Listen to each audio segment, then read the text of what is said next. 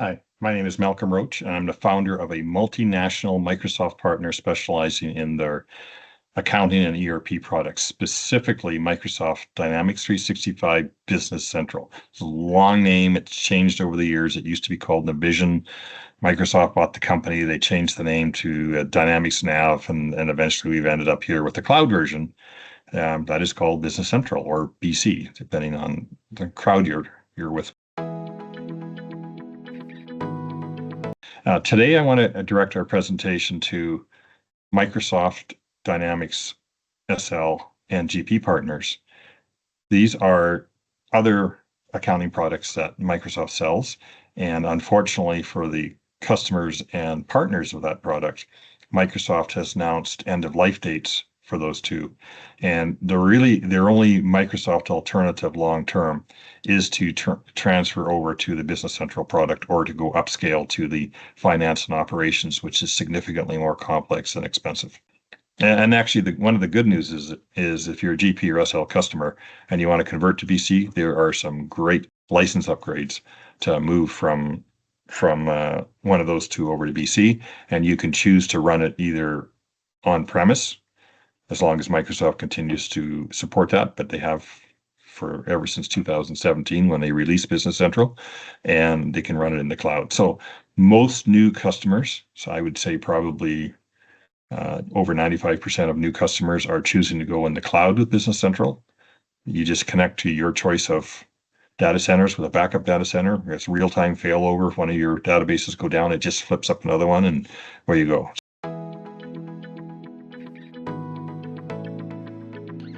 So ERP, I've kind of used that phrase a few times. It stands for Enterprise Resource Planning, and it generally means I've got a fully functional software system that can reflect all the elements of my business. So I got financial modules, I got a general ledger for financial statements, but I can manage my cash, I can manage currencies, receivables, payables, sales orders, purchasing, inventory, perhaps job costing, advanced warehousing, manufacturing, payroll, and so it's got all of those possible functions in it. And so you don't end up spending a lot of time running your business in spreadsheets. Now, you might use spreadsheets for reporting, and that's a perfectly valid option. The Microsoft Business Central, as an example, runs in a SQL Server or SQL Azure database, and Excel applied the right way can be a great report writer against that database.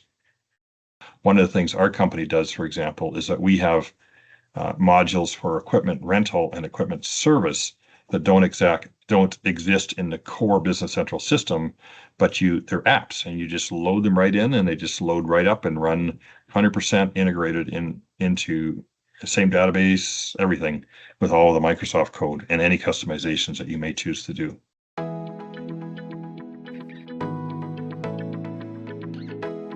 So there's two things I want to mention. In general, and we'll go through it in more detail. In general, they're not used to the same implementation process that Business Central uses. It is significantly different in some key areas. And then the second one is that they don't necessarily know the product as well as the Business Central partner. So for us, for example, our company has been involved with the predecessor product to Business Central, which is Navision, but the same basic structure, the same basic process flow, and the same approach to the implementations hasn't changed since we got involved in 2000.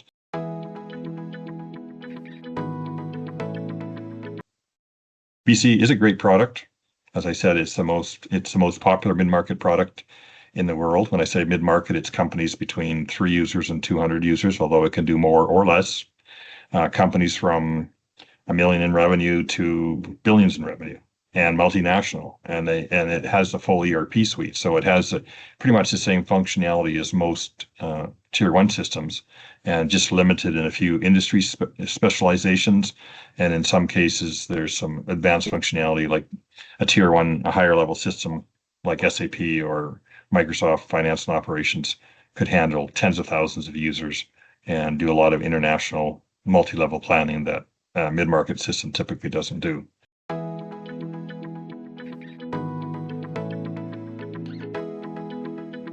When you ask a GP or an SL partner if the system can do something, it's a yes or no question. And if it's a no, they go look for an add-on. And maybe there's a little bit of configuration they can do. They can choose to do it. But with Business Central, if you ask if the system can do something, the answer, if you're talking about the ultimate answer, whether it can do something, the answer is never no. Because you can literally configure or customize the system to do anything.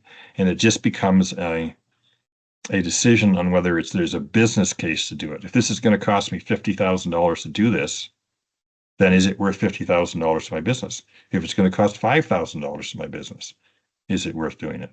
So it's never no in our minds as a Business Central partner. It's always, does that make sense? Like we'll give you a yes or no, whether it's a standard feature, and then we'll tell you if that's going to be as an example, a minor, medium, major, or very large, customization, if that's what it would take. And so then you can make your own decisions. But Business Central can theoretically do virtually anything. And so when you're going from SL or GP or Great Plains or Solomon to Business Central, everything that you do that's unique in that system that's been done by an add-on product either has to be configured, customized, or a third-party add-on for Business Central. One of those three options is available to you, and you have to work your way through all of those. And so my premise on this video is who better to do that than somebody that's been working with the product for all those years and knows all the partner products and all the features and knows how to customize it and is actually used to developing code, right? Because the SL and the GP partners, if they don't hire somebody that knows GP or sorry, a Business Central and how to customize it, they have no clue. They're not used to customizing. They don't even necessarily have developers. Might have report writers, people that can configure on staff, but unless they've done a business where they've been developing code, they don't live in that world.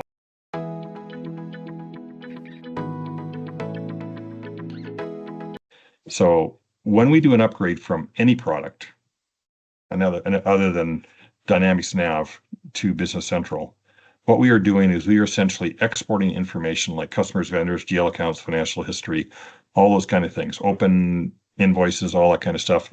We take that information, we export it out. It's a one-time export. We drop it into import spreadsheets and we upload it. So the important part is not my knowledge of the old system, because it's generally very easy to get that information out. It's how does it fit into the very complex table structure that can have hundreds of tables in the new system. Okay. Now, generally speaking, you're not working with hundreds. So I'm not trying to scare you with that, but on a larger implementation, it could be hundreds of tables that are involved in an update. Usually, though, a bunch of them are master tables, and once you get them settled, it's pretty straightforward. And then what you're dealing with are transaction tables, and those are the ones that you have to make sure fit correctly. So how do I set up my inventory? What are all my different options? How should I set it up? How should I set up my pricing? Am I using multi-location? How am I going to do my costing? All that stuff.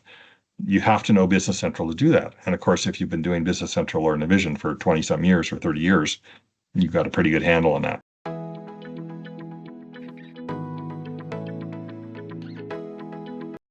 Okay. And one good thing you will like about Business Central, if you go to that, is that the look and feel of it is very much like the other Microsoft products. So if you're using Word, Excel, Outlook, or the new versions, it used to be called Office and it's now called 365, I believe, your users are going to be very comfortable. All the shortcut codes, Control-C, Control-V, all those things still exist. Of course, there's new ones for the accounting system because they've got more functionality in different areas. It also integrates very nicely to the Power family, Microsoft Power family of products. So Power Automate, it's got workflow built into it with Power Automation. And so it comes with 40 some workflows, 40 some APIs for integration. If you need a new workflow or a new API, you can build them. The tools are there to build them. It also integrates very well to Power BI. And actually, Microsoft's just announced that they're going to be significantly improving that. And then finally, the last one is you got Power BI, and then Power Apps. So if you need to build a mobile app of some kind, whether it's a web app or whether it's a mobile app, then Power Apps allows you to connect very easily and quickly to Business Central and apply it.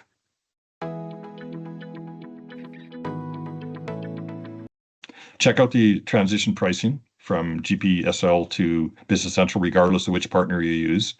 And then I would suggest that, unless you're completely 100% in love with your existing GP or SL partner and willing to take the flyer on how well they know Business Central, that you talk to a Business Central partner. and just see what they have to offer and what their support level is. And just like any other industry, there's differences between partners, BC partners, and different specializations. So don't be afraid to ask around and see who there is, and see if they got any case studies of going from GP or SL. So you'll find our information at the end of this slide. If you'd like to talk to us, we work with customers around the world. Most of them are in North America, but we do have some large customers, extensive customers in, for example, the Australasia region and Europe. Okay, thank you very much. Bye.